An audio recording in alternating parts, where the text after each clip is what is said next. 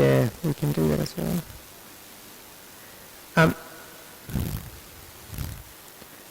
And we can probably also add some text to this image. So if you click the T, that will drop a text box into your slide, which we can move here.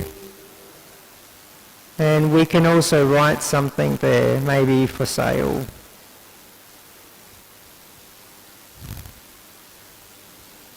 So lots of built-in templates so that it's quite easy to come up with a presentation.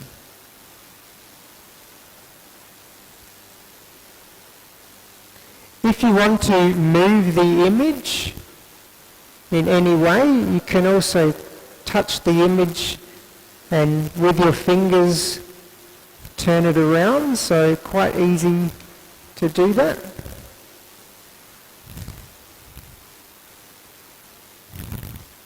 Should probably wrap up. So we'll give you just a couple of minutes to play around with some of those features, and maybe we'll wander around and help you out.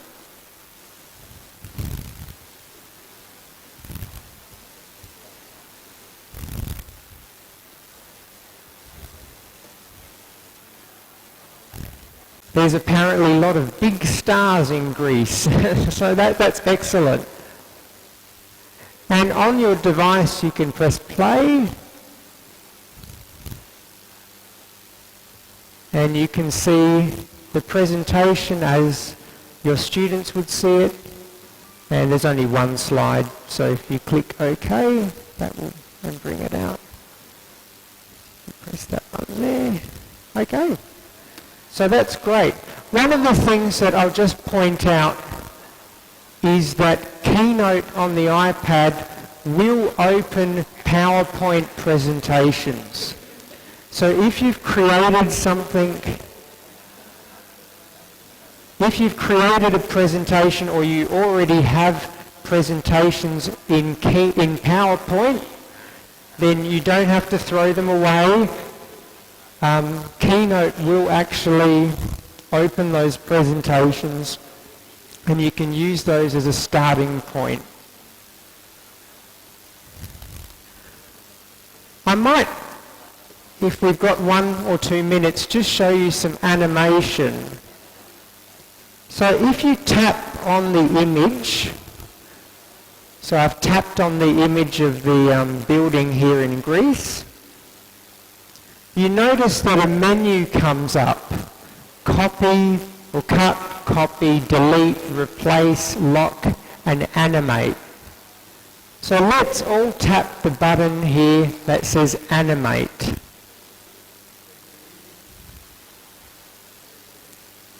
So now you can see that there's 2 options. The image can animate in or out. Currently there's no animation, so it says none and none.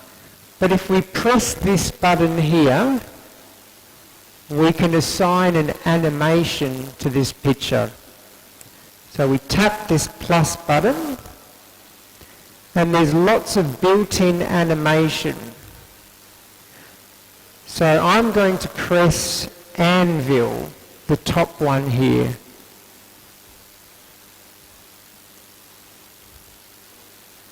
Okay, and you can see the animation of that image. So we'll try it again.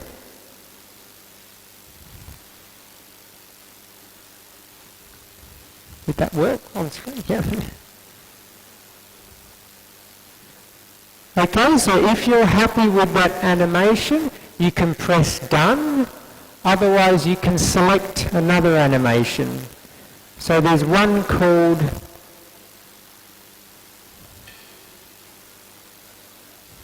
Flame, which is quite nice.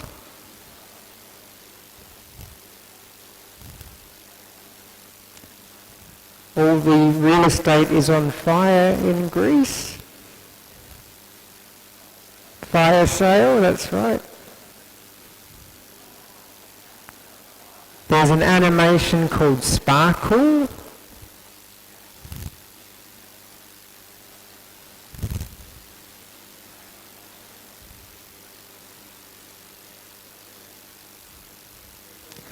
So I'll press done and leave it at that.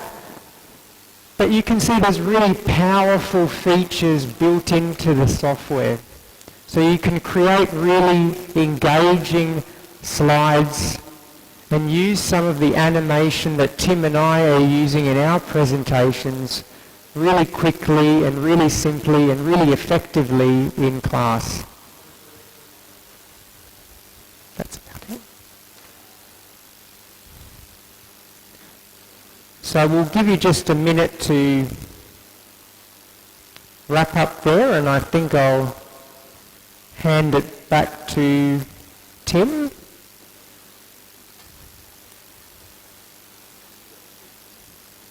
Oh, I can do Prezi if you like, yeah.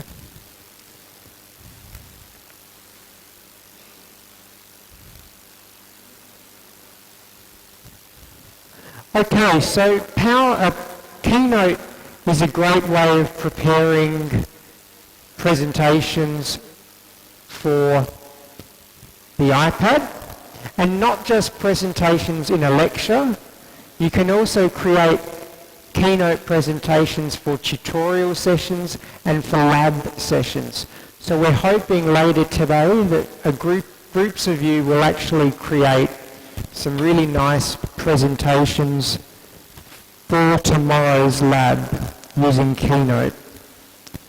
Now, some of you might remember that yesterday we also talked about another presentation tool called Prezi.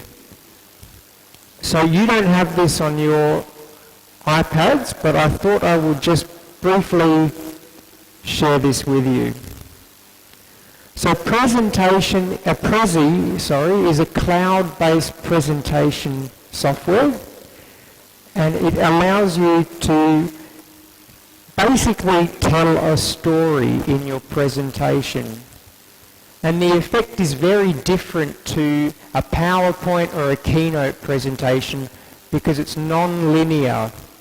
It doesn't follow a straight path of slide 1, slide 2, slide 3, slide 4.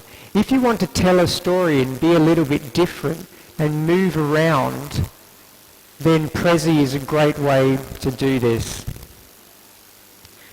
Users can actually zoom into a slide and then zoom out and view things up close or view an entire room. And I've got a really nice demonstration of a Prezi presentation to show you that relates to an anatomy lab. And like I said, it's non-linear, so it doesn't follow the traditional slide 1, 2, 3, 4, 5. So this is an example of a Prezi presentation. I've put the link in there, so actually you have the internet enabled, but I don't know if you have Prezi on your iPads. It's quite a large presentation. No, you don't have it, so don't worry about that link, but you might want to copy it down and view it later on. But I've actually downloaded it to this iPad. Yeah, we'll provide the link at the end, and you can have a look for yourselves. And this is a really nice presentation that was prepared to show first-year students what an anatomy lab is actually like before they get to an anatomy lab. So a lot of first-year students are very apprehensive and worried and a bit scared about the anatomy lab because they're seeing things that they've never seen before. So this particular professor in the US, Dr. Rob Swatsky, decided to create a presentation to put his students at ease and to kind of show them what an anatomy lab would be like. So students could experience a lab before class. And you could prepare a presentation like this as a pre-lab activity. So students could be asked to view a presentation like this and then come to the lab and share their knowledge with the rest of the class. So I've got a demo of this and I've actually downloaded it to Prezi. So I'll just show you this, that you don't have it on your device.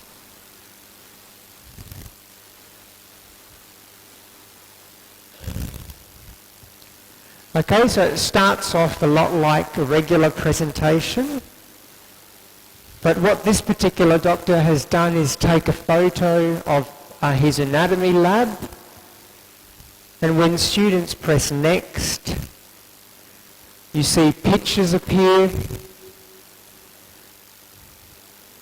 and students can then zoom into pictures and actually read content, almost as if they're virtually in the lab. Okay, so this is very different from a traditional keynote or PowerPoint presentation where you're moving from one slide to the next. Here students are kind of zooming into and out of an anatomy lab, and the professor here is highlighting the things that students need to know. So it's almost like a virtual lab. This is a very basic presentation in Prezi. If you go to their website, there are really complex, amazing presentations there. But this one I picked because it's relevant to what you're doing here in an anatomy lab. Okay, so students can zoom around before the lab, get a sense of what is going to be on display, the kinds of questions that they might get asked, and then when they're in the lab they can make better use of class time because they already know what to expect. Okay, so that's a really simple example of a Prezi presentation, but they get much more complex and there's some quite amazing things that you can actually do.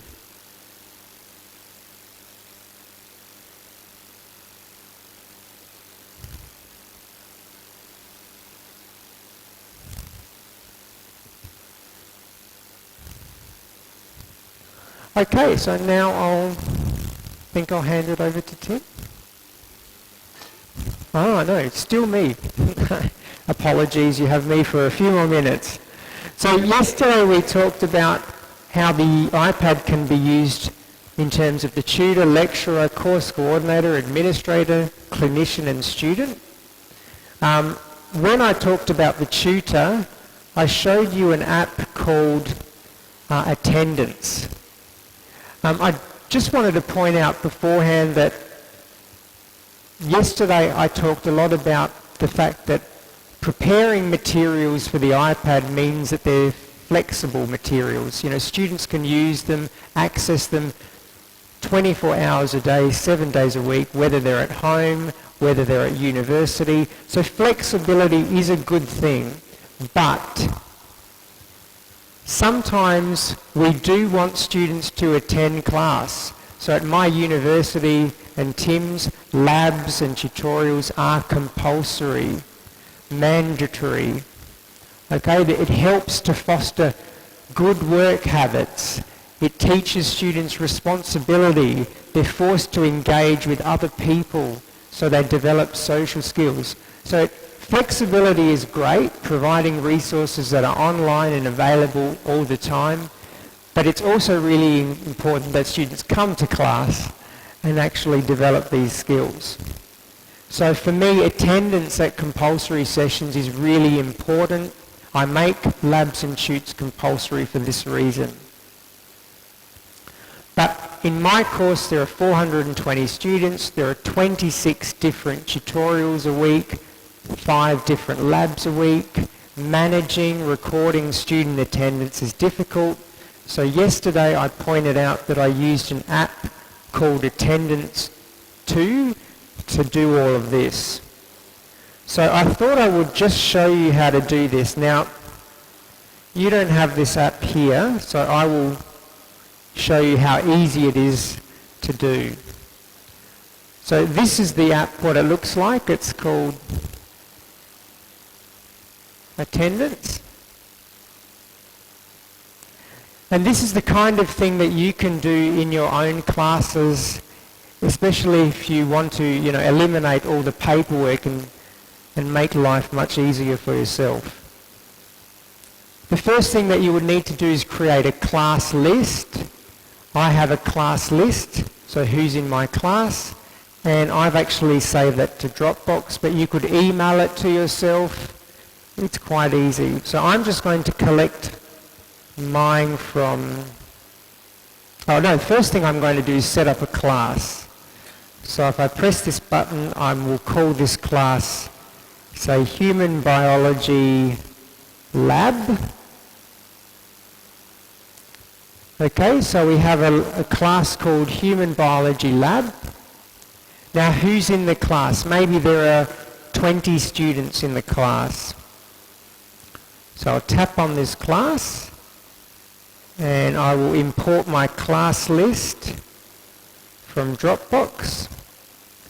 Or you can email your class list to yourself in Excel format. So here are all of my students, their numbers, their names, the program, and their email addresses. This is all a fake email address and fake number, but so I can say, okay, 1061 is the student number. The second thing is the last name of the student. Gabrielle is their first name. One at Adelaide is their email.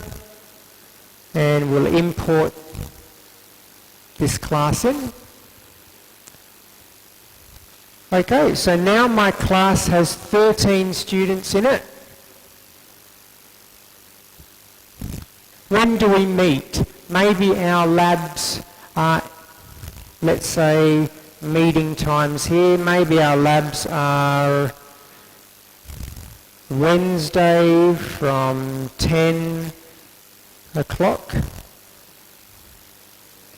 Okay, so that's great. Wednesday we have our labs.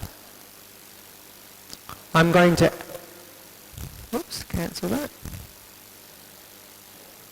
I'm going to press the date maybe 5 times.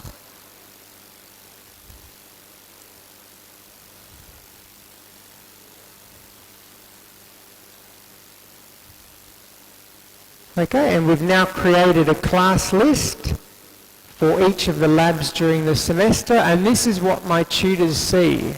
So they walk into the class with this, they see the names of all the students, and they basically go around and mark attendance. So Gabrielle, she's not here, so she's absent. Emily is here, so we tap that and she's present. Jade, well, she's